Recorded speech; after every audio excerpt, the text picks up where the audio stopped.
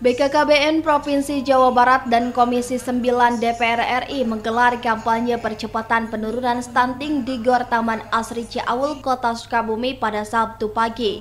Kampanye tersebut digelar kepada masyarakat langsung dengan harapan bisa tersampaikannya secara langsung. Menurut anggota Komisi 9 DPR RI Dewi Asmara mengatakan, angka kasus stunting di Jawa Barat sudah menurun. Namun demikian, dirinya belum mengetahui secara jelas kasus stunting di kota dan kabupaten Sukabumi dan merupakan tugas dari kepala daerah. Secara angka kasus stunting sendiri khusus di dapil.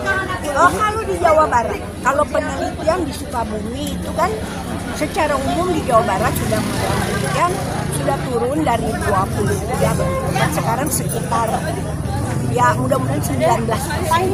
Ya, ini tentu survei dari BKKBN Provinsi Jawa Barat. Tapi kalau bagaimana persisnya di Kota Sukabumi, ya itulah tugas dari pemerintah daerah. Bagaimana kita juga, karena kalau stunting itu bukan hanya urusan BKKBN, tapi kan Kemenkes kan memberikan DAK dalam bentuk juga BOK kan banyak. Sementara itu, menurut warga calon anggota legislatif Kota Sukabumi, Suhud Jaya Kusuma mengatakan, kampanye stunting sangat bagus disampaikan kepada masyarakat. Hal tersebut merupakan program pemerintah untuk penanganan stunting dan mendapatkan antusias warga Kota Sukabumi. Kegiatan masyarakat tentang percepatan stunting, mereka telah diskusi, kemudian juga mudah-mudahan dalam kegiatan percepatan stunting ini karena sudah merupakan program nasional.